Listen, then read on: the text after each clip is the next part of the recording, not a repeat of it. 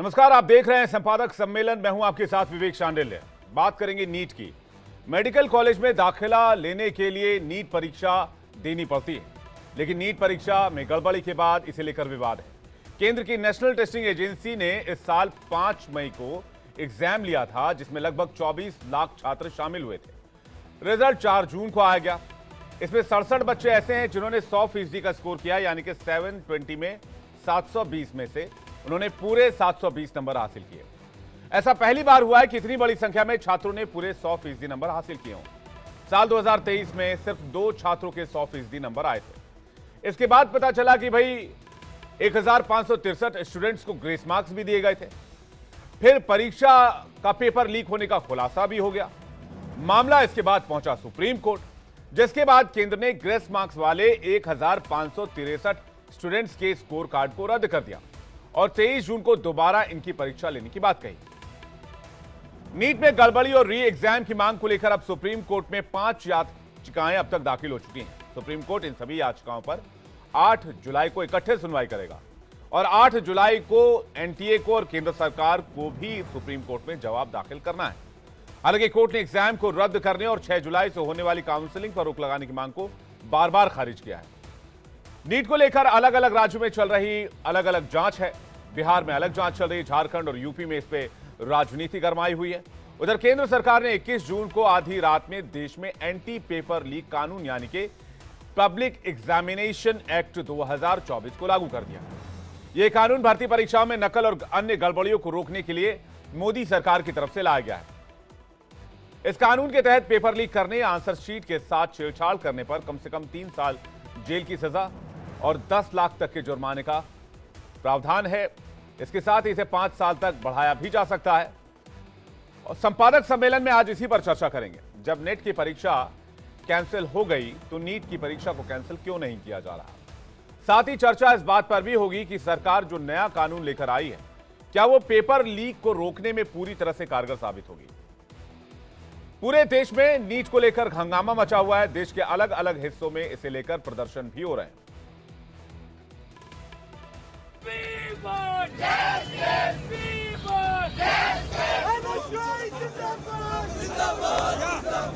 NEET paper leak को लेकर देश भर में विरोध प्रदर्शन हो रहे हैं। देश के अलग अलग हिस्सों में छात्र उग्र विरोध कर रहे हैं।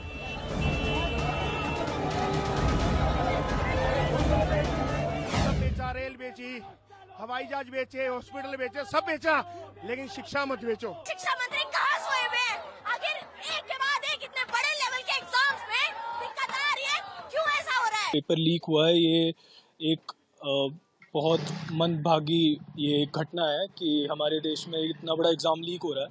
जो 25 लाख एस्पिरेंट्स ये एग्ज़ाम देते हैं, उन सब की उम्मीदें टिकी हैं इस एग्ज़ाम पर उसके बावजूद अगर इतनी अनगहली सरकार दिखा रही है और अगर इतना बड़ा एग्ज़ाम जो इतने बच्चों का फ्यूचर डिसाइड कर रहा है, अगर वो ऐसे लीक हो रहा है तो फिर इसमें इन्वेस्टिगेशन की ज़रूरत है और रिस्पॉन्सिबिलिटी लेने की ज़रूरत है। नीट पेपर लीक को लेकर देश के अलग अलग राज्यों में इसमें शामिल लोगों की धरपकड़ जारी है। इस बीच केंद्र सरकार ने 21 जून को आधी रात में एंटी पेपर लीक कानून को लागू कर दिया है, जिसमें 10 साल जेल और 1 करोड़ तक के जुर्माने का प्रावधान है।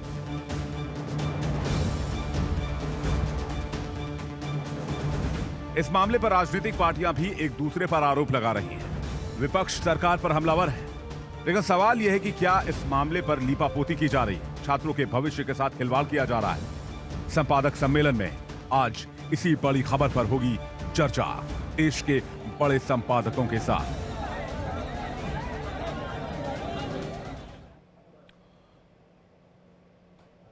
इंडिया डेली पर इस वक्त देश के 5 बड़े संपादक हमारे साथ जुड़े हुए हैं। हमारे साथ नवोदय टाइम्स की संपादक अंकुश श्रीवास्तव जुड़े हुए हैं, वरिष्ठ पत्रकार ऋषि मिश्र जुड़े हुए हैं, वरिष्ठ पत्रकार आशुतोष मिश्र जुड़े हुए हैं। इसके अलावा वरिष्ठ पत्रकार राकेश उपाध्याय और हमारे साथ वरिष्ठ संपादक रामकृपाल जी भी जुड़े हुए हैं। आप सभी का मैं स्वागत करना चाहता हूं। रामकृपाल जी, मैं सबसे पहले आपसे समझना चाहता हूं, दर्शकों के स्वागत के साथ साथ, क्या इस मामले में अभी तक के सिनारियो को देखा जाए तो पूरे इस केस को एक तरह से पहले कवर अप करने की कोशिश नजर आती है, लीपापोती, उसके बाद जब लगता है कि इस मामले में जनता बहुत गुस्से में है, मामला बहुत पेनिट्रेट कर गया है, तो अब एक्शन की बारी आती है। निश्चित तौर पर देखिए, जो कुछ भी हुआ है बहुत ही दुखद है और जो वर्तमान सरकार है उसकी जिम्मेदारी बनती है, इसमें कोई दो राय नहीं है। लेकिन अगर आप चीज़ों को देखें, इस देश में अगर थोड़ा सा आप देखिएगा कि पहले से MBBS के लिए कॉलेज में जाने के लिए प्राइवेट कॉलेजेज में आपको पता है कि कितने प्राइवेट कॉलेज होते थे, कैसे एडमिशन हो जाते थे। यहाँ चीज़ें फिक्स थी, 50 से 1 लाख 1 करोड़ तक के तो जो होते थे, आप दे करके किसी को भी एडमिशन आप करा सकते थे। और PG के लिए तो और भी ज़्यादा ये पैसे की डिमांड होती थी। वहाँ से लेकर के बहुत सारी चीज़ें कोशिश की गई कि नहीं, ये सब सिस्टम ख़त्म किया जाए।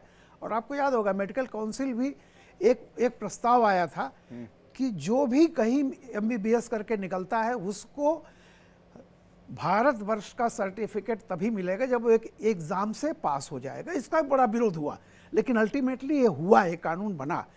तो मेरा ये कहना है कि कई तरह के सुधार किए गए हैं, लेकिन जिस तरह से इसमें पैसा जितना चलता है और जितना बड़ा नेक्सस था, आप देखिए ना, महाराष्ट्र में या कर्नाटक में आप जाके पता कीजिए कितने मेडिकल कॉलेज जो है वो नेताओं के हैं, और जहाँ बड़ी बड़ी कैपिटेशन फीस ले जाकर के इस तरह किया जाता था। तो मेरा कहना है कि अब जैसे आपने कहा कि पहले लिपापोती की गई, ईमानदारी की बात यह है कि ये इतना बड़ा नेक्सस है और आज से नहीं बहुत पहले से, जिसमें परतें खुलने में, सारा सच बाहर आने में भी वक्त लगता है। मैं कतई किसी को डिफेंड नहीं कर रहा हूँ, लेकिन सारी चीज़ें इस पर राजनीति नहीं करनी चाहिए। सभी पार्टियों को सोचना चाहिए कि ये इतना बड़ा नेक्सस है जिसके तमाम छेद बंद करते करते करते करते आप कहीं न कहीं कुछ रह जाएगा, उसमें सहयोग करना चाहिए कि कैसे इसको बनाया जाए। ऑल इंडिया लेवल का कम से कम एक एग्ज़ाम तो हुआ, वरना पहले जानते हैं डॉक्टर सरीन जो मेडिकल काउंसिल के बनाए गए थे, मैंने उनसे इंटरव्यू किया था। उन्होंने ये कहा था कि हालत ये होती है कि लोग ऑपरेशन कराने आते हैं तो पूछते हैं डॉक्टर कहाँ का है। अगर वो कहीं किसी रूरल मतलब ऐसी जगह से पढ़ा हुआ है तो उससे लोग डरते हैं, उसको कि पता नहीं इसको क्या होगा। और अगर एम्स से निकला हुआ है या कहीं से तो उनको विश्वास होता है। तो ये चीज़ तोड़ने की एक कोशिश की गई और एक सेंट्रल एग्ज़ाम, मतलब इसकी बात नहीं कर रहा हूँ, MBBS बनने के बाद भी एक एग्ज़ाम देना पड़ता है। तो ऐसे ही जो नीट किया गया, आप कल्पना कर सकते हैं कि गांव का एक लड़का किसी प्राइवेट मेडिकल कॉलेज में जाकर भर्ती नहीं हो सकता था, अपने सारे खेत बेच दे तो भी पैसा नहीं दे सकता था।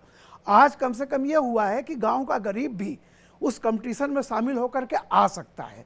बहुत सारे लोगों को मैं केवल एक बात कर रहा हूँ, जो हुआ है निश्चित रूप से बहुत पीड़ादायक है। जो भी जिम्मेदार हैं, आज ही एक कानून जो फरवरी में पास हो गया था लेकिन नोटिफाई नहीं हो पाया था, वो कानून आज नोटिफाई हो गया है। लेकिन मैं उस कानून को भी लचर मानता हूँ, उसमें 10 साल की सजा है। मुझे लगता है कि लाखों लोगों के भविष्य से खिलवाड़ करने वाले को अगर कैपिटल पनिशमेंट नहीं तो लाइफ इम्प्रिजनमेंट जरूर होना चाहिए था। 10 साल की सजा है, लेकिन 1 करोड़ रुपए जुर्माना, अभी आपसे हम बात कर रहे थे, 1 करोड़ रुपए जुर्माना, जहाँ पे एक कैंडिडेट से 1 करोड़ लिया जाता है, कोई भी माफिया इसको कर देगा।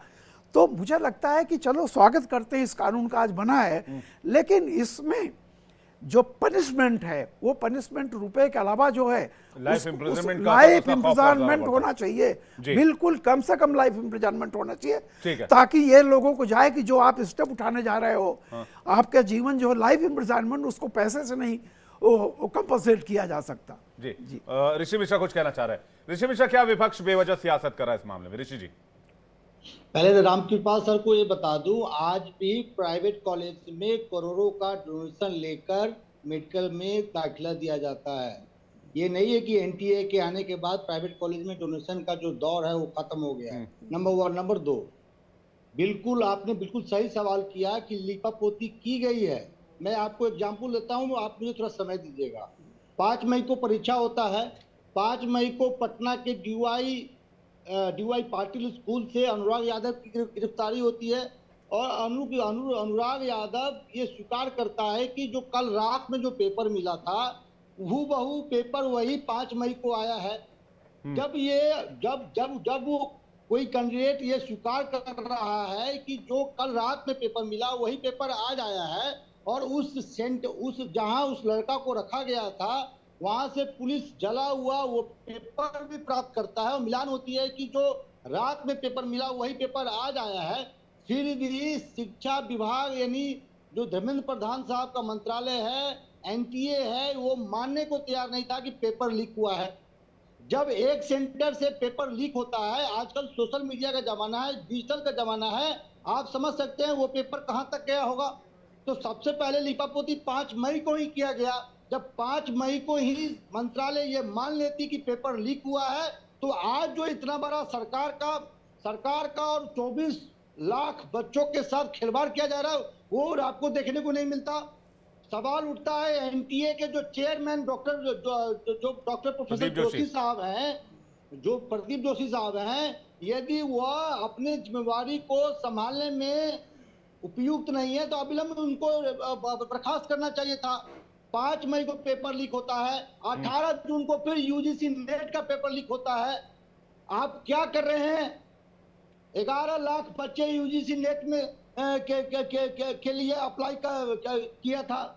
तो कहीं ना कहीं एनटीए में झोल है, नहीं तो मंत्रालय में झोल है। मैं दावे के साथ ऋषि कहता जी, हूं। पेपर कैंसिल को लेकर थोड़ी जल्दबाजी में तो नहीं है, क्योंकि मामला सुप्रीम कोर्ट में भी है। सुप्रीम कोर्ट, अगर सुप्रीम कोर्ट को लगता तो supreme court already paper cancel कर चुका होता। सुप्रीम कोर्ट ने तो काउंसलिंग पर भी रोक नहीं लगाई है। सुप्रीम कोर्ट ने कहा है कि अगर नहीं, गड़बड़ी नहीं। पाई जाएगी विवेक भाई, तो विवेक भाई, मेरा विवेक पूरा भाई। पॉइंट सुन लीजिए पहले। मैं ये कह रहा जी, हूं, जी। सुप्रीम कोर्ट ने काउंसलिंग पर रोक नहीं लगाई है। इसका मतलब यह है कि उन्होंने कहा कि अगर हमें गड़बड़ी लगेगी, अगर परीक्षा कैंसिल होता तो काउंसलिंग रोक सकते हैं, लेकिन अगर काउंसलिंग तय समय पर शुरू नहीं हुई तो वो एक प्रोसेस है, वो पूरा नहीं हो पाएगा। तो मामला सुप्रीम कोर्ट में है और सुप्रीम कोर्ट अभी इसको देख रहा है अभी। विवेक भाई, मैं ये कह रहा हूं, जब पेपर लीक हुआ तो शिक्षा मंत्री ने ये क्यों नहीं माना कि पेपर लीक हुआ है? जब दोबारा शपथ लेते हैं हमारे एचआरडी मिनिस्टर, तब भी नहीं मानते कि पेपर लीक हुआ है। ठीक है, तो ये कहीं ना कहीं लिपापोती करने का प्रयास किया गया है। और एक बात करके मैं खत्म करता हूं, पुराने जितने यहाँ पे पुराने पत्रकार लोग बैठे हुए हैं उनको याद होगा 2004 में रंजीत डॉन, याद होगा रंजीत डॉन कैसे पेपर लीक करते थे। तो हमारी सरकार इतिहास से भी नहीं सीखा, कैसे रंजीत डॉन अपने यहाँ काम करने वाली नौकरानी के बेटी को भी डॉक्टर बना दिया। कहीं न कहीं नीचे से लेकर ऊपर तक पूरा लूप होल है और ठीक है। पूरे ऑपरेशन की जरूरत इस मामले में हाई लेवल कमेटी बनाई गई है, देखते हैं जांच में क्या सामने आएगा। मैं अक्कू जी के पास जा रहा हूं, उसके बाद राकेश जी आपके पास आऊंगा। अक्कू जी, जो बात ऋषि जी कह रहे हैं, लीपा पोती करने की कोशिश की गई और उसमें संदर्भ दे रहे हैं वो शिक्षा मंत्री के उस बयान का, जो पहला बयान उनका आया था कि एनटीए या फिर नीट के मामले में एनटीए की तरफ से कोई गड़बड़ी नहीं हुई है। देखिए, जहाँ तक मैं इसे लीपापोती नहीं कहूँगा, मैं इसे लापरवाही कहूँगा। और लापरवाही इस तरीके की कहूँगा कि अगर एक परीक्षा का आपको 9 दिन पहले 10 दिन पहले पता लगता है गड़बड़ है, तो उसमें बहुत सामान्य सी बात है, जहाँ पर लाखों बच्चों का, उसके परिवार का और परिवार से के अलावा जो उससे जितने जुड़े लोग हैं उनका अगर मामला मान लिया जाता है तो फिर बहुत करोड़ों लोग हो जाते हैं। क्योंकि एस्पिरेंट आज की तारीख में ये होता है कि 8वीं से 9वीं से बच्चे उसमें जुड़ना शुरू हो जाते हैं, तो सबके ऊपर सबको एक संदेह की निगाह दिखेगी कि यहाँ गड़बड़ है और यहाँ तो बहुत ज़्यादा साफ नहीं है। तो एनटीए का जो एग्ज़ाम है वो जो एजेंसी है उसको अगर आप नो ट्रस्ट एजेंसी कहने लगें, या मैं और थोड़ा कड़वा हूँ तो नेशनल ठगी एजेंसी कहने लगे, तो उसमें मुझे भी कोई बुराई नहीं नज़र आती है। क्यों? क्योंकि इतने लोगों को ठगा गया है। अब अगर उसी दिन इस पर कोई बड़ा फैसला हो जाता और 9 दिन में 3 परीक्षाएं रद्द हुई हैं तो ज़्यादा अच्छी। अब 9 दिन बाद आप एक जांच के लिए या इस पूरे सिस्टम को ठीक करने के लिए जो एजेंसी अभी बनाई गई है, आज बनाई गई है, बहुत बढ़िया बात है कि उसमें जिस तरीके के लोग हैं बहुत काबिल लोग हैं और बहुत बड़े जो इस फील्ड के माहिर में आईआईटी 3 दो आईआईटी के प्रोफेसर हैं, खुद जो अध्यक्ष हैं राधा कृष्णमूर्ति वो आईआईटी कानपुर के बोर्ड के चेयरपर्सन हैं, गुलेरिया साहब हैं जो एम्स को खुद देखा करते थे, तो सब अच्छे हैं। लेकिन ये काम 10 दिन पहले भी हो सकता है। दूसरा ये भी है कि अगर यही करना है और फिर 2 महीने तक और होगा। मुझे वो बात बिल्कुल सटीक लगती है कि जब भी सीबीआई की जांच कब होती किसी मामले में, जब साल 2 साल बाद, तब तक कागज पत्तर अलग कर दिए जाते हैं, जांच होती है, कितना निकल पाता है नहीं निकल पाता पता नहीं लगने पाता। अब 2 महीने में इसके तरीके स्पष्ट होंगे। तो ये 2 महीने का कार्यकाल जो है इसको कम किया जा सकता था और इसको हफ्ते 10 दिन में, क्योंकि सब इस फील्ड के माहिर लोग हैं, तो ये कम करके ताकि जल्दी से जल्दी स्ट्रीमलाइन हो चीज़ें। और जहाँ तक सजा का सवाल है, तो ऐसे लोगों को मौत की ही सजा दी जानी चाहिए जो इसमें फ्रॉड करते हैं और जो इसको देखते हैं। जहाँ तक इकोनॉमिक ऑफेंडर और इस तरीके के लोगों को तो बिल्कुल मौत की सज़ा देनी चाहिए, इसमें कोई दो राय नहीं है। उत्तर प्रदेश में कुछ मामलों में घुटने की सज़ा दी जा रही है, उस तरीके की सज़ा। इसमें लोकतंत्र वगैरह मैं भी नहीं मानता कि कोई बहुत बड़ी चीज़ है। लोकतंत्र अगर इस आपके ढिलाई से आता है तो उसको खत्म कर दीजिए। अक्कू जी बहुत स्ट्रॉन्ग टेक ले रहे हैं आप इस मामले में। और रामकृपाल जी ने लाइफ इम्प्रिजनमेंट की बात कही, आपने कहा कि डेथ सेंटेंस होना चाहिए इस तरह के मामलों का कोई कल्प्रिट पाया जाता है तो। जी ठीक है, मैं राकेश जी के पास जा रहा हूं, उसके बाद ऋषि जी आपके पास। राकेश जी मैं आ रहा हूं सर आपके पास, पहले राकेश जी का इस पर रिएक्शन ले लें। राकेश जी, क्या एनटीए ने शुरू से लापरवाही बरती, उसको बाद में कवर अप करने की कोशिश की गई, या फिर एनटीए इन बातों से अनजान था, खेल नीचे हो गया था? 9 दिन में 3 परीक्षाओं के परीक्षाएं रद्द करनी पड़ी एक तरह से, और दोबारा परीक्षा होगी नेट का, जैसा हमने देख लिया है। और पूरे तंत्र में सभी राज्यों में कोई एक विशेष दल की बात नहीं है, कोई एक विशेष राज्य की बात नहीं है। ये कुल मिलाकर पूरे तंत्र को ही आत्मावलोकन करना है कि ये तंत्र के भीतर कौन सी बीमारी लगी हुई है कि कोई भी इलाज कारगर नहीं हो रहा है। एनटीए एक इलाज के तौर पर आया था, और हम लोगों को मालूम है कि पहले बच्चों को एडमिशन्स लेने के लिए कितनी परेशानियां झेलनी पड़ती थी, जैसा रामकृपाल जी ने उस ओर इशारा किया, मैं दोबारा उसको रिपीट नहीं करूंगा। यहाँ तक कि 5-5, 6-6, 10-10 फॉर्म भरने पड़ते थे, अलग अलग देश में अलग अलग जगहों पर अलग अलग सेंटर्स पर परीक्षा देनी पड़ती थी। हम लोग को अपनी अवस्था याद है कैसे हम लोग परीक्षा के लिए व्याकुल होकर के 1 महीना माता पिता पूरा परिवार जो है, ये ट्रेन पकड़ो वो ट्रेन पकड़ो, टिकट नहीं मिल रहा, वहाँ परीक्षा देनी, वहाँ रिश्तेदार के घर रुकना है। तो आज भी अब तो थोड़ी सहूलियत हो गई कि एक फॉर्म भरना है, एक परीक्षा देनी है, एक फीस लगनी है। तो इस लिहाज से तो ये प्रयोग बहुत ही सफल था, उसको सराहा गया। लेकिन एक सिस्टमैटिक ऑर्डर में जो चीज़ होनी चाहिए थी, मैं समझता हूँ, किसी को दोष नहीं दूंगा, ये हमारा दुर्भाग्य है कि कहीं न कहीं एक सिस्टम ऐसा है जिसके भीतर ग्लिचेज इतने गंभीर घुसे हुए हैं। पिछले 50 सालों में ये डेवलपमेंट हुआ है। हमारा विश्वविद्यालय तंत्र, हमारे बड़े बड़े ऊंचे संस्थान और इस प्रकार उनका परीक्षा तंत्र कहीं न कहीं भारी लीकेज का शिकार है, और एक सिस्टम ऐसा है जिसने उस पर कुंडली मार रखी है। वो सिस्टम सरकारों को भी फेल करने की ताकत हासिल कर चुका है। एनडीए सरकार हो या यूपीए सरकार हो, किसी सरकार में हम लोग देखा है, और 80 के दशक से हम देख रहे हैं यूनिवर्सिटीज़ में क्या होता था, उनकी पेपर छपाई, उनकी कॉपी छपाई, एग्जामिनेशन, और जो सेशन थे 2-2, 3-3 साल, 4-4 साल पीछे चलते थे। इलाहाबाद यूनिवर्सिटी का सर उदाहरण है, तमाम यूनिवर्सिटीज़ का उदाहरण है। पूरा सिस्टम जो हमने यूरोप से कॉपी किया, आज वो सड़न का शिकार हो। केवल शिक्षा का ही सिस्टम नहीं है, सारा सिस्टम, क्या जुडिशरी है। एनटीए और आपने कहा मैं एनडीए को डिफेंड कर रहे हैं आप। मैं एनटीए को डिफेंड नहीं कर रहा हूं, मैं कह रहा हूं एनटीए के पास अभी सिस्टम ही नहीं है, तो बच्चा है, अभी 4 साल का बच्चा है। 4 साल के बच्चे से आप उम्मीद कर लें, और एडवांस टेक्नोलॉजी आ गई है, कॉपी पेस्ट हो रहा है। जहां एक और सवाल उठ जाता है कि ईवीएम हैक हो सकती है, एलन मस्क कह रहे हैं। मतलब कोई टेक्नोलॉजी भी फुल प्रूफ नहीं है।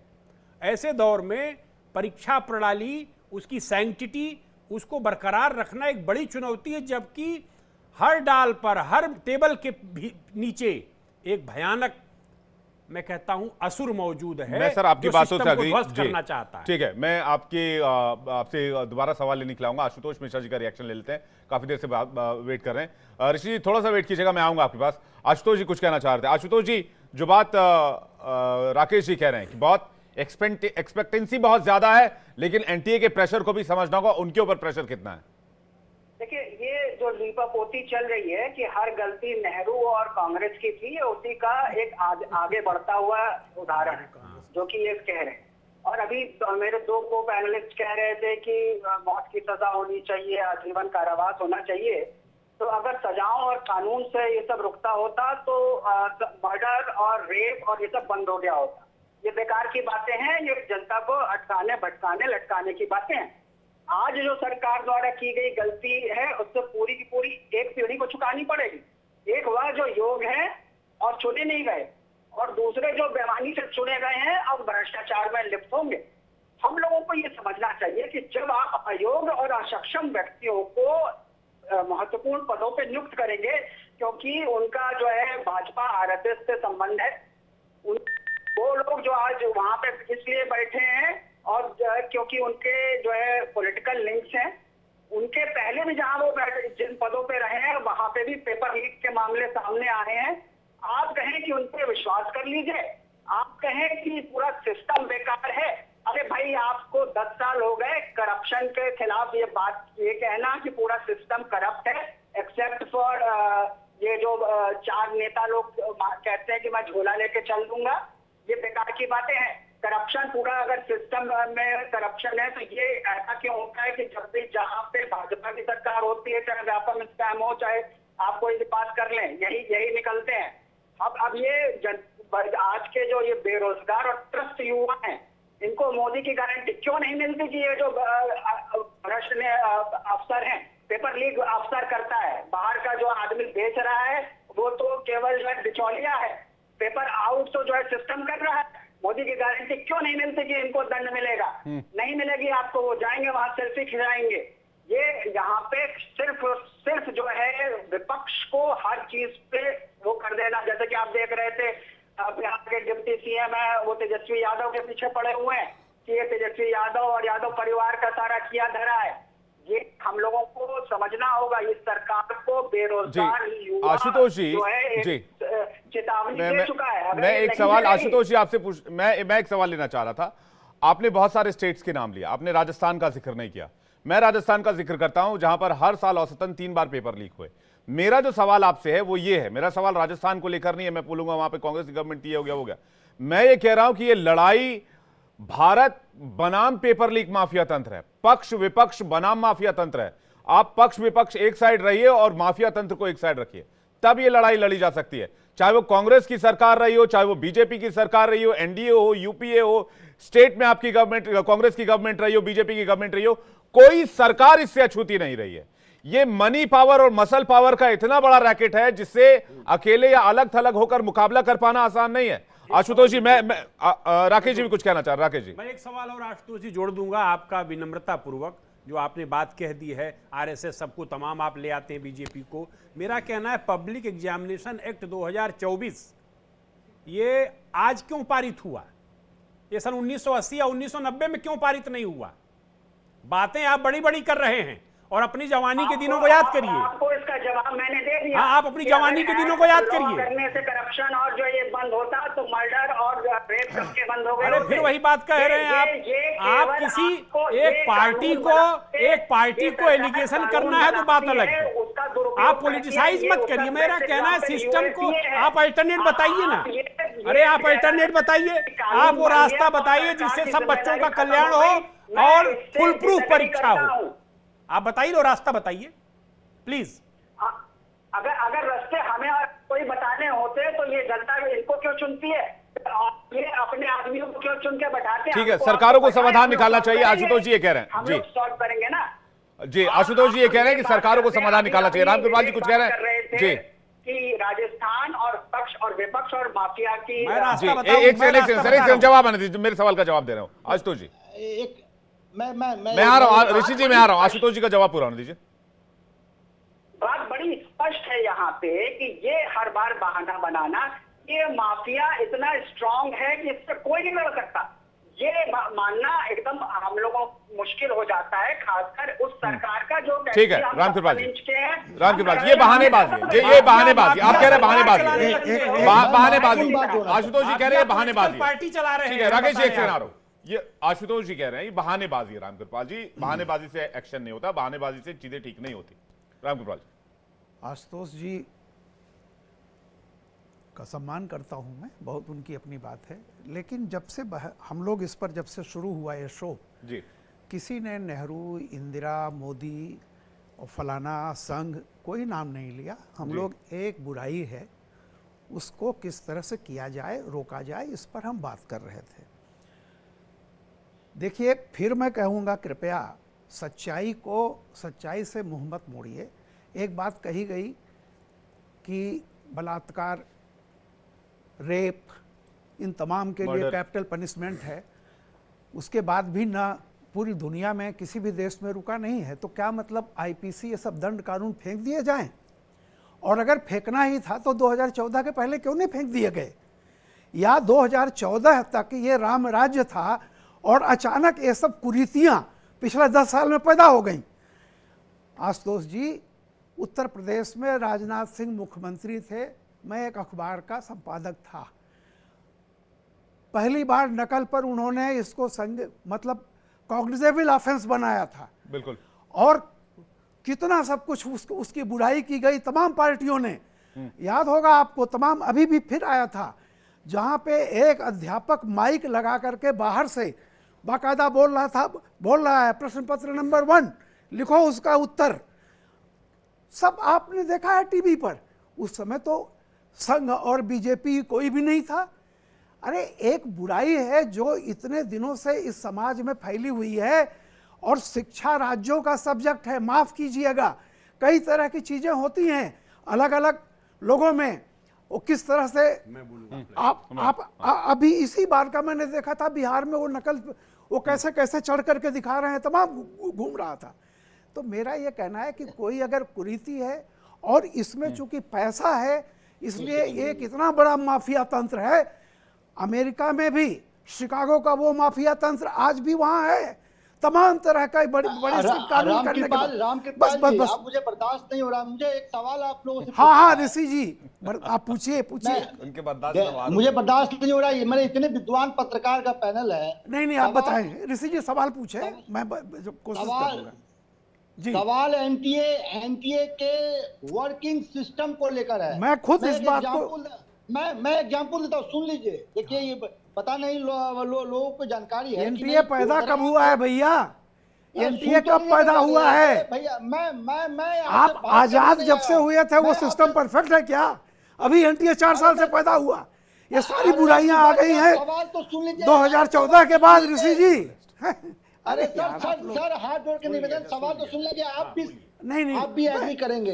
आप भी एग्री करेंगे। नहीं। गोधरा में जहां पेपर लीक हुआ है, वहां एनटीए के तरफ से सेंटर का एक मतलब क्या सेंटर मालूम है भाई, गोधरा ही नहीं, पटना भी है, बहुत जगह है। गोधरा नहीं बोलने नहीं देंगे, फिर आप बोलने नहीं दे रहे हैं। अच्छा बोले। गोधरा में एनटीए के तरफ से सर्वे कराया गया था कि कहाँ परीक्षा कराया जाए, और गोधरा में ऑलरेडी सरकारी इंजीनियरिंग कॉलेज को चिन्हित किया गया था। जब ऑलरेडी सरकारी इंजीनियरिंग कॉलेज को एनटीए द्वारा चिन्हित किया गया था, तो ऐसा क्या कारण था कि सरकारी कॉलेज की उपलब्धता के बावजूद एनटीए ने एक प्राइवेट स्कूल को सेंटर बनाया जहां से पेपर लीक हुई है? नंबर 1। नंबर 2, एनटीए ने एनटीए का पूरा 4000 सेंटर होता है, और 4000 सेंटर में जो व्यवस्था होता है वो आउटसोर्सिंग होती है। और एनटीए ने जब पूरे सेंटर का सर्वे कराया, जिसमें से 380 सेंटरों का सर्वे कराया, आप एनटीए के साइट पर जाके देख लीजिए, और 380 में से 183 सेंटर ऐसे थे जहां सीसीटीवी कैमरा नहीं था। जहां सीसीटीवी कैमरा का व्यवस्था नहीं था, आपने परीक्षा कैसे करवाया? ये सवाल है। ये सवाल क्यों नहीं करते हमारे पत्रकार केंद्र सरकार से, एनटीए से? ये आरोप प्रत्यारोप का दौर क्यों होता है? मुझे गुस्सा ये आता है कि एनटीए से सवाल क्यों नहीं करते हम लोग, कि जहां सीसीटीवी कैमरा नहीं था, जहां आपके प्रॉपर व्यवस्था नहीं था, वहां परीक्षा क्यों करवाया आपने? और गोधरा उसका एक एग्जाम्पल है। आपके पास सरकारी इंजीनियरिंग कॉलेज थे, आपने सरकारी इंजीनियरिंग कॉलेज के अलावा प्राइवेट स्कूल में परीक्षा क्यों करवाया? नहीं जवाब किसी के पास। बिल्कुल आपके सवाल सही है। हमने शुरू में कहा कि सरकार जिम्मेदार है, जिम्मेदारी ले इसकी, लेकिन सुनिए, या बीजेपी केवल वोट के लिए बात मत कीजिए, सॉल्यूशन की भी बात कीजिए, प्रॉब्लम की एनालिसिस कीजिए और सॉल्यूशन तरफ बढ़िए। ये मैं कह रहा हूँ, ये आज की बीमारी नहीं है, ये बहुत पुरानी बीमारी है। आप लोगों को ये लग रहा है कि अचानक आ गए बस। रूट कॉज पे बात नहीं हो रही है। रूट कॉज पे बात हो रही है मिश्रा जी, काहे को सवाल इस बात का है कि सुपरफिशियल बात कर रहे हैं ऋषि जी। निश्चित रूट रूप कॉज ये है कि शिक्षा का व्यवसायीकरण हुआ है। हाँ, रूट कॉज ये है, किसकी जिम्मेवारी है? इसीलिए बताने जा रहा हूँ। प्रधान की जिम्मेवारी नहीं है, मेरी बात सुन प्रोफेसर जोशी की जिम्मेवारी नहीं है, नरेंद्र मोदी की जिम्मेवारी नहीं है। हाँ, मैं एक सवाल कर देखिए, सकता भारत हूं, सरकार इसी राकेश जी को पूरा कर जिम्मेदारी है। राकेश जी को पूरा कर लेते हैं, राकेश जी को पूरा कर लेते हैं, उसके बाद एक मेरी सवाल बात सुन लीजिए, मेरी बात एक बात पूरी कर लूं। राकेश जी, एक सवाल मैं खाली एक कर बात लूं। पूरा कर लूं। देखिए, मेडिकल प्रोफेशन में से मैं नहीं जुड़ा हूं और उस परीक्षा तंत्र में से जरूर जुड़ा हूं। जो परीक्षा तंत्र पूरे देश में होता है उसका कहीं न कहीं देखने का और उसको समझने का अवसर मिलता है। कर्नाटक में एक निःशुल्क मेडिकल कॉलेज देश में शुरू हुआ अभी 3 साल पहले। संजोग ऐसा है कि मुझे उसके फाउंडेशन से और उसके सिस्टम से जुड़ने का अवसर मिला। मैं आश्चर्यचकित हो गया। जिस जमाने में 50 लाख, 1 करोड़, 2 करोड़ रुपए दे करके कैपिटेशन फी और कई बार पीछे से ब्राइबिंग करके एडमिशन होते हैं, वहाँ इस देश के अंदर एक मेडिकल कॉलेज ऐसा शुरू हुआ है जो निःशुल्क चल रहा है। उनके 4 हार्ट केयर हॉस्पिटल है, निःशुल्क चल रहे हैं। उनका सुपर स्पेशलिटी हॉस्पिटल है, फ्री ऑफ कॉस्ट टोटली। आपको भी कोई बीमारी हो, कोई समस्या हो ऋषि जी, आप कर्नाटक में मुद्दे अरे भैया, मैं उस पर नहीं जा रहा हूं। मैं वही बता रहा हूं। सत्य Sai institute of medical sciences है मुद्देनहल्ली, आप जाइए, सब कुछ निःशुल्क है। जब आप किसी चीज में बिजनेस डालेंगे, पैसा डालेंगे, बच्चों से वसूली करेंगे, तो डकैतों का गिरोह जो है उस पर छा गया है। और सुन लीजिए, आप पॉलिटिकल सिस्टम को क्लीन चिट दे दीजिए। आप तो कांग्रेस बीजेपी कर रहे हैं, इसमें मैं नहीं कर रहा हूं। मैं कांग्रेस बीजेपी कर रहा हूं। और क्या हो रहा है? मैं कह रहा हूं पॉलिटिकल सिस्टम के भीतर आप लोगों की हिम्मत नहीं है। आप लोग को हिम्मत नहीं है। मैं वैसा पत्रकार हूं। अरे मैं एनटीए डिफेंड नहीं कर रहा हूं ऋषि जी, मैं किसी को डिफेंड नहीं कर रहा हूं। आपको विकल्प देना होगा। लीक हुआ था, आप विकल्प देना होगा। बताइए, 70 साल में शिक्षा का व्यवसायीकरण क्यों हुआ? आप लोग कमर्शियलाइजेशन ऑफ एजुकेशन हुआ। बच्चे फीस नहीं दे पा रहे हैं, पेपर लीक हुआ था, गरीब बच्चे आ रहे हैं, पैसा नहीं उनके पास घरों में, उनके सपने ऊंचे हैं, उनकी जरूरतें पूरी करने के लिए कोई प्रबंध नहीं है। इसी दिल्ली में छोटी छोटी गलियों में, छोटे छोटे कमरों में रहकर तैयारी करते हैं। वो एनटीए पीने का पानी नहीं है, भोजन राकेश जी के पास पैसा देने के एक करके राकेश जी, एक करके कोई political party Rakesh ji please, किसी बच्चे की सहायता के लिए, राकेश जी प्लीज, कोई जाति वाला नहीं आता। राकेश जी बात एनटीए की विश्वसनीयता पर बच्चों का ठीक है। राकेश जी ऋषि मिश्रा जी पोलिटिसाइज कर रहे हो। ऋषि मिश्रा जी कह रहे हैं, जिम्मेदारी समझो पहले। ऋषि मिश्रा जी कह रहे हैं जिम्मेदारी समझिए, जिम्मेदारी समझिए। एक करके सर, एक करके जोशी की जिम्मेदारी बच्चों है। की निःशुल्क शिक्षा, हायर एजुकेशन को फ्री ऑफ कॉस्ट करने की बात करो। एक करके सर, एक हो रहा है उसकी जांच हो। ऋषि मिश्रा कह रहे हैं, जेल भेजो। ऋषि मिश्रा कह रहे हैं क्या एनटीए की मिली भगत है? ठीक है sir, Rakesh ji. Paper leak में जो जिम्मेदार है उसको पकड़ो, जेल भेजो। अगर किसी मंत्री तक बात जाती है, कौन भेजेगा? सरकार भेजेगी भेजेगी ना। सरकार क्या कर रही है? सरकार कर रही है, सरकार ने जान बैठा दी है। सरकार ने इतना बड़ा एक्ट लागू किया है, जानकारी तो कुछ है ठीक नहीं। है, पब्लिक एग्जामिनेशन एक्ट लागू किया है। अरे तो आप जानकारी दीजिए ना, आप दीजिए। ठीक है, क्या आप- ठीक है राकेश जी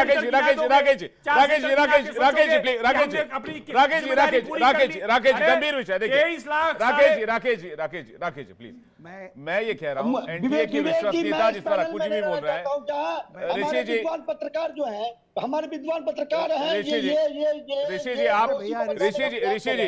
ऋषि जी सीबीआई जांच के आदेश हुए हैं महाराज। ऋषि जी आप एनटीए की ऑथेंटिसिटी पर, विश्वसनीयता पर सवाल खड़े कर रहे हैं। आपका इशारा यह है कि एनटीए के अधिकारी इसमें मिले हुए हैं, इसको उनको लाभ पहुंचाया गया है, आपका यह आरोप है। रामकृपाल जी आपका जवाब, फिर मैं आपको जी और आशुतोष जी आपके पास आ रहा हूं। रामकृपाल जी जल्दी से। देखिए ऋषि भाई, बड़ा मैं सम्मान करता हूं, बहुत अच्छे मित्र हैं, अच्छे पत्रकार हैं। मैं केवल एक बात कह रहा हूं, थोड़े सा ठंडे होकर के हमें इस कोई पॉलिटिकल पार्टी ये या वो कोई किसी को डिफेंड नहीं कर रहा है। ऋषि जी, महाराष्ट्र में, कर्नाटक में, उत्तर प्रदेश में जितने प्राइवेट मेडिकल कॉलेज बने हैं आप इसकी देख लीजिए ये कब बने। इनकी पूरी फसल और एक एक सरनेम से कम 10-10 मेडिकल कॉलेज हैं, और पता है उनके मालिक किस पार्टी से हैं, कहाँ भी हैं। मैं किसी एक पार्टी की नहीं कह रहा हूँ। ये नेक्सस जो रहा है पॉलिटिशियन और जो क्रिमिनल इस तरह के हैं, जो इसका जो पैसे में के नाते कुछ भी करने को तैयार रहते हैं, ये नेक्सस बहुत पुराना है। आप जितने भी मेडिकल इंजीनियरिंग कॉलेज हैं पर्टिकुलरली देख लीजिए पूरे देश के, आप जरा पता कर लीजिए 2014 के पहले वो बने हैं या 2014 के बाद बने हैं। किसने शिक्षा का व्यवसायीकरण कोई नहीं, मैं एक चीज बता रहा हूँ, कमर्शियलाइजेशन ऑफ एजुकेशन एक विषय तो है नहीं, आप अपनी बात पूरी कर लीजिए बस। मेरा ये कहना है कि जहां शिक्षा राज्यों का विषय है, उसके बावजूद आप ये देखिए प्रगति कैसे हुई। पहली बात जो मैं कह रहा था कि एक एग्जाम लेकर के चाहे किसी जगह से कोई पढ़ा हो, वो जब तक एक सेंट्रलाइज भारत के एक एग्जाम को पास नहीं करेगा, वो डॉक्टर का सर्टिफिकेट नहीं पाएगा। ये काम हुआ तो मतलब अगर आप पैसा देके पढ़ के आते हो तो भी एग्जाम देना पड़ेगा सर्टिफिकेट के लिए। बहुत सारी चीजें अभी बाकी हैं उसमें करने के लिए। वो विषय वो मेरा ये कहना है कि जो अभी गड़बड़ी हुई है, ये पहली बार नहीं हुआ पेपर लीक हो रहा है। निश्चित रूप से जो संस्था है वो जिम्मेदार है। ऋषि जी मैं आपके पास आ रहा हूं। सरकार जिम्मेदार है, उसकी जिम्मेदारी होनी चाहिए, लेकिन इसमें राजनीति नहीं करनी चाहिए। एनटीए कई तरह के एग्जाम्स कराती है, बहुत सारे। पिछले 9 दिन में 3 एग्जाम कैंसिल हुए हैं।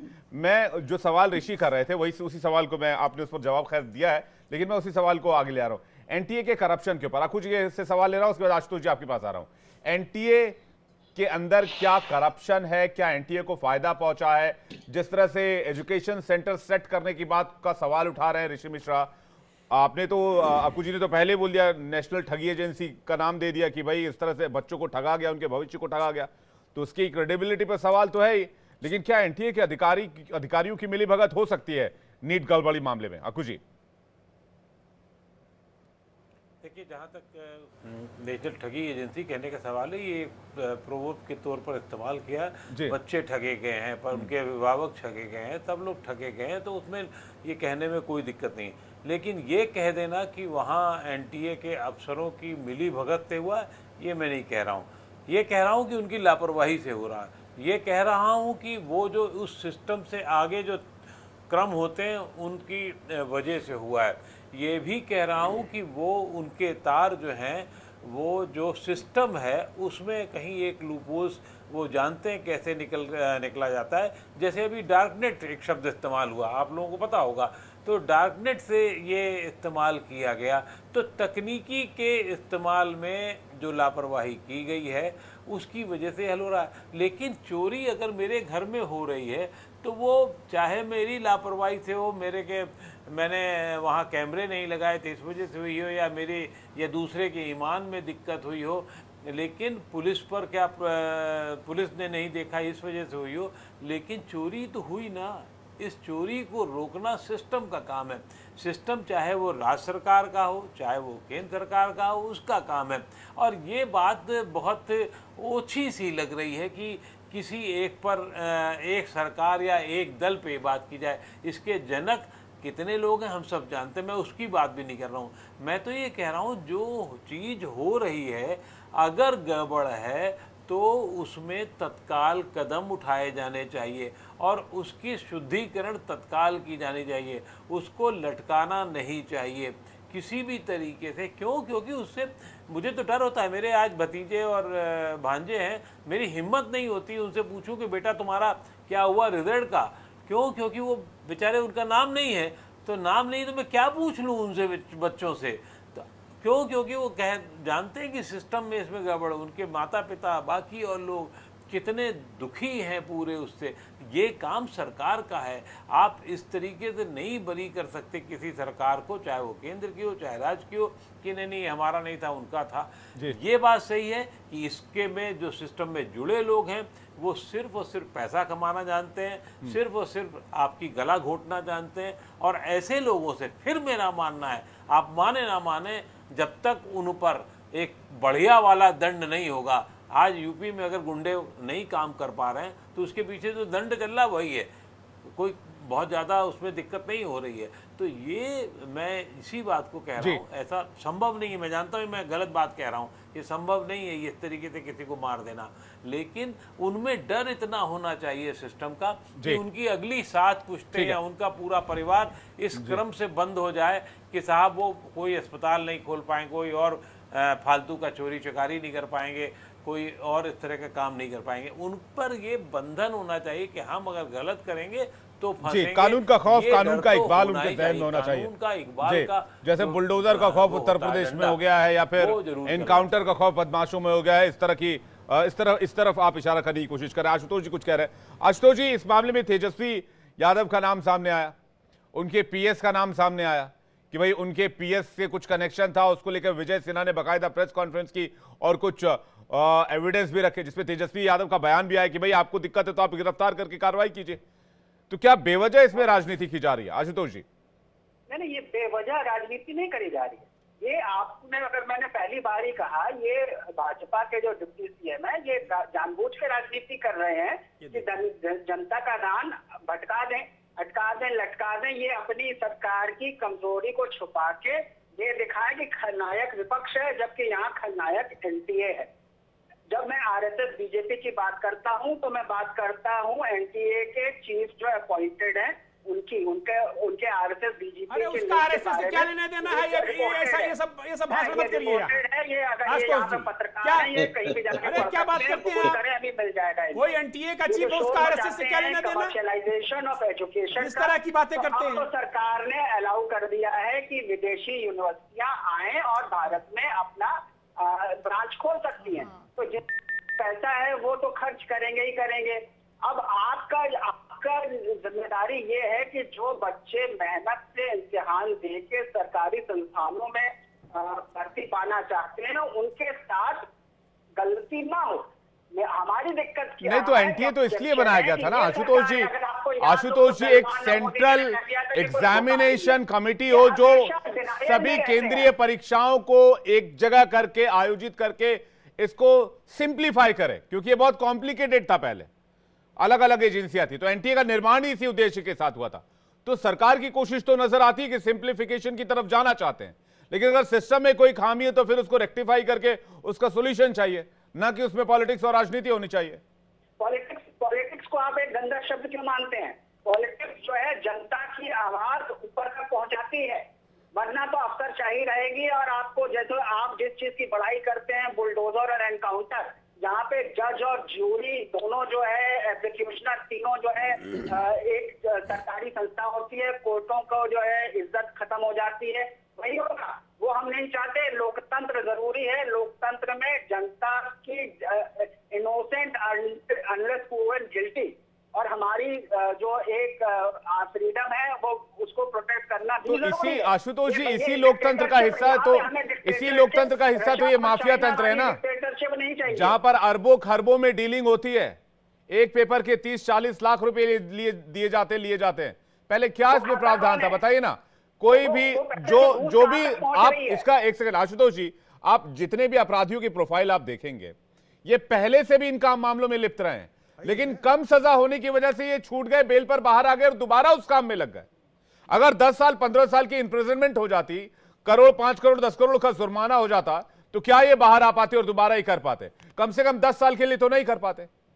आप अगर ये सिस्टम की बात कर रहे हैं तो ये, अगर आप यूपी की बात करें तो वहां पे गुंडे लोग हैं जो चले जाते हैं जेल में, और उसके बाद भी बाहर उनका परिवार वाले और उनके जुड़े लोग गुंडागर्दी करते रहते हैं, पॉलिटिक्स में एमएलए और एमपी बनते रहते हैं। कोई इसमें आप ये कहें कि किसी को जेल में बंद कर दे देने से सिस्टम सही हो जाएगा, नहीं है। बात ये है कि पेपर लीक कहाँ से हो रहा है? पेपर लीक होता है सरकारी जो तरीका, जो सरकारी पाइपलाइन है उसमें से। आप उस पाइपलाइन को प्लग करिए। आप ये कहने के बजाय कि पाइपलाइन में किसी ने जो है छेद करके चोरी कर ली, आप उस पाइपलाइन को ऐसा बनाइए कि जो है लीकेज ना हो सके, और जो लीकेज में जो है जिन लोगों को फायदा पहुंच रहा है आप उनके दंड की बात करिए ना, कि भाई वो अफसर है जो या जिसके पास पेपर पहुंचा, अगर वो टीचर है उसने लीक किया तो उसको दंड मिलेगा। आप ये कह देना कि ये नेता के पीएस की गलती है, अनुचित है। पॉलिटिसाइजेशन यहाँ पे होता है कि आप अपनी गलती राजनीति का गलत इस्तेमाल वहां पर हो रहा है। ठीक है, राजनीति करना ठीक बात है, राजनीति का गलत इस्तेमाल करना ठीक बात नहीं है। राकेश जी कुछ कहना चाह रहे हैं ऋषि जी, इसके बाद मैं आपके पास आ रहा हूं। राकेश जी, देखिए, इन्हीं सब कमियों के कारण एनटीए आया था। अब एनटीए में भी सेंध लग गई है, इससे किसका इनकार है? हम कह तो रहे 9 दिन में 3 परीक्षाएं रद्द हुई हैं। एनटीए को आत्मावलोकन करना होगा, सुधार करना होगा, और सीबीआई को उसके भीतर जाकर के उसके भीतर बैठे हुए जो मगरमच्छ हैं उनको पकड़ कर जेल की सलाखों के पीछे डालना होगा। और इसके तार जिस भी पॉलिटिकल लीडर की ओर जाते हैं, जिस भी कोचिंग माफिया की ओर जाते हैं, उसको उठाकर बंद करना होगा, कड़ी सजा देनी होगी। लेकिन इसके बाद भी मैं आपसे कह रहा हूं, मैं जिस गंगा किनारे से आता हूं, झोले में डिग्री कॉलेज चलता था, झोले में इंटर कॉलेज, और मेडिकल कॉलेज की बात कर रहे हैं, आयुर्वेदिक मेडिकल कॉलेज आज भी सर्टिफिकेट बढ़ते हैं, गया से लेकर के और बनारस तक चले आइए आप। क्या हाल बना रखा है शिक्षा का,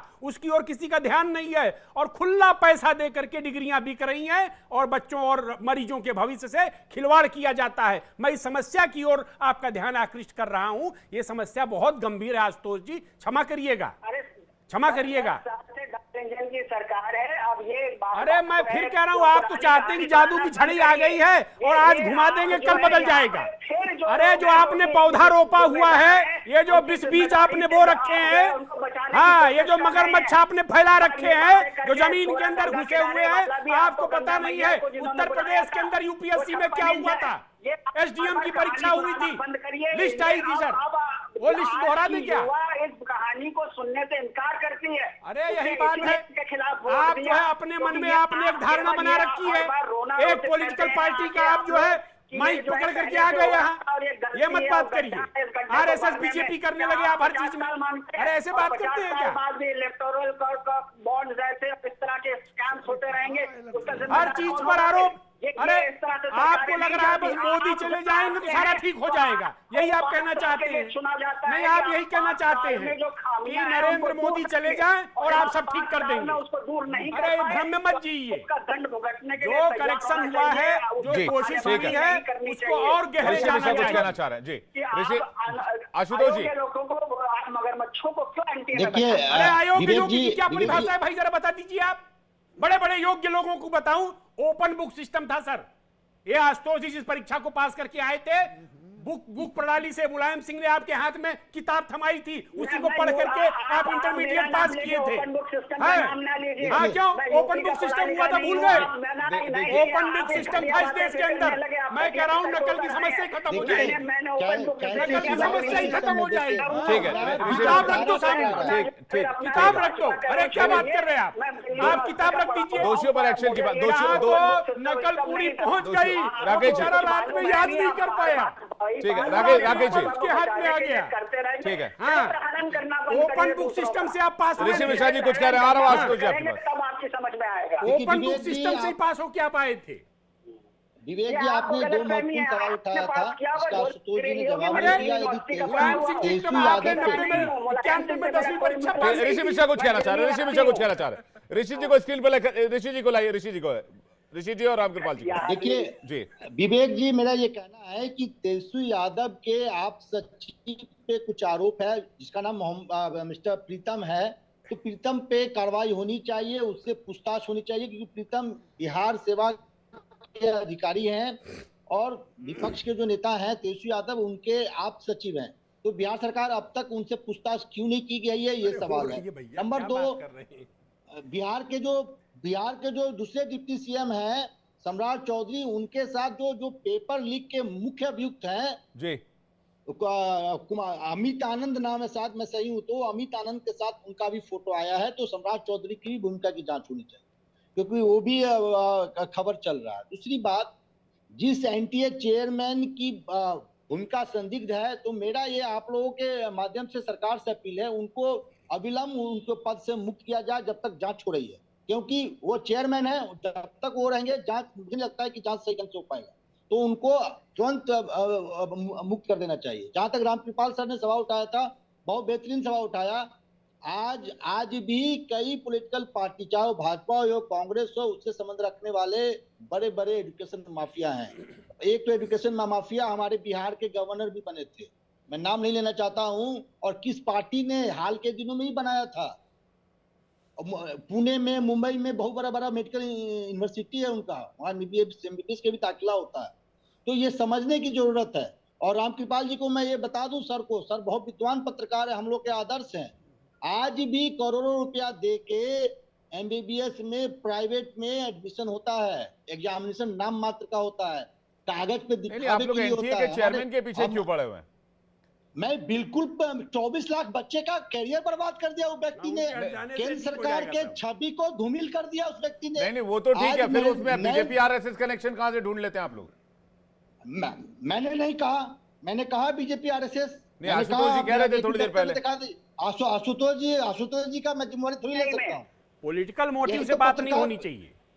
यही तो पत्रकारों का यही हमारे देश का दुर्दशा है कि पत्रकार भी विचारधारा दिमाग में लेके नहीं ऐसा नहीं करना चाहिए। टीवी डिबेट में आपकी बात से सहमत है, ये तो नैतिक जिम्मेदारी एनटीए के चेयरमैन को खुद ले लेनी चाहिए। आशुतोष जी कुछ कह रहे हैं। आशुतोष जी देखिए आरटीआई हुआ, आरटीआई में ये आया था कि जोशी जी का जो है आरएसएस और बीजेपी के सिफारिश पे इनको नौकरी मिली थी पहली बार भी। जब ये एमपी में थे तो प्रोफेसर स्कैम हुआ। आरटीआई का अब मैं जनता को बता दे रहा हूँ, मैंने भी पढ़ा है, मुझे आशा थी कि बाकी लोगों ने ये खबर पढ़ी होगी, लेकिन मैं आश्चर्यचकित हूं। आरटीआई में लिखा था कि आरएसएस की सिफारिश से नौकरी मिली थी। अरे क्या बात कर रहे हैं? कौन सी आरटीआई सरकार ऐसा कह सकती है? लगातार आरएसएस बीजेपी के कनेक्शन बोर्ड करता है, कोई बोर्ड सिलेक्शन करता है प्रॉपर वे में। आशुतोष जी मैं क्षमा पूर्वक कह रहा हूं, आपसे विनम्रता पूर्वक कह रहा हूं, जब कोई आरटीआई सरकार की लगती है, कोई सरकारी तंत्र ये कैसे कह सकता है कि आरएसएस की सिफारिश से नौकरी लगी है? अरे आप विनम्रतापूर्ण कुछ नहीं कहते, आप जो है जबरदस्ती पढ़े लिखे लोगों को जो है मुलायम सिंह से जोड़ते हैं और जो ओपन बुक सिस्टम से जोड़ते हैं, दिल्ली यूनिवर्सिटी के पढ़े लोगों को। ओपन बुक सिस्टम गलत नहीं है, आप केवल ओपन बुक सिस्टम गलत नहीं है। बीजेपी अरे खुली किताब, अरे आपको पता नहीं था? अरे ओपन बुक सिस्टम अच्छी चीज है, आरटीआई में दिया हुआ। लेकिन एनटीए के चीफ पर चलता है। अगर इस मामले में गड़बड़ी है तो सिस्टम गलत नहीं है। एक आपको एक लाइन में सर, टाइम नहीं, एक लाइन। मैं वही कह रहा हूं, अभी ओपन बुक सिस्टम का आप बात कर रहे हैं। जिस आदमी को पर्ची पहुंच गई, पेपर मिल गया, वो बेचारा याद करता रहा रात भर, तब भी पेपर नहीं दे पाया। ठीक है। अक्कू जी एक लाइन का सवाल, क्या एनटीए के चीफ पर एक्शन होना चाहिए था या उनको तत्काल निलंबित करके जांच पूरी होने का, जांच प्रक्रिया का वेट करना चाहिए? ये बिल्कुल ये बिल्कुल बकवास बात है कि एनटीए के चेयरमैन पर एक्शन होना चाहिए। एनटीए का चेयरमैन उसकी भूमिका आपको पता है क्या? जोशी जी पहले यूपीएससी के चेयरमैन रहे हैं। ये वो यूपीएससी है जहां सब कुछ बिल्कुल साफ, अभी भी आज की तारीख में भी यूपीएससी में कोई गड़बड़ नहीं होती। मैं बार बार कहता हूं, बजट क्यों नहीं लीक होता है? इसलिए क्योंकि एक सिस्टम फुल प्रूफ होता है। उसी तरीके से यूपीएससी का सिस्टम फुल प्रूफ है।